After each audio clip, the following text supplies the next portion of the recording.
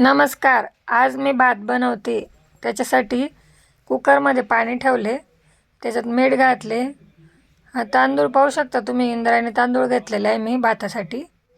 त्याला 2 ते 3 पाण्याने मी स्वच्छ धुवून घेते. पाहू शकता तुम्ही. रेसिपी कशी वाटली तुम्हाला तर ते कमेंटमध्ये तुम्ही सांगा आणि लाईक सबस्क्राईब करायला विसरू नका.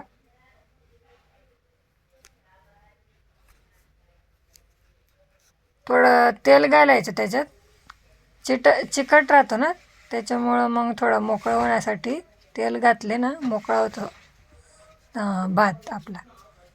पाहू शकता तुम्ही. हलवून घ्यायचं आणि मग कुकरला 2 शिट्ट्या आल्या की झाला आपला भात रेडी.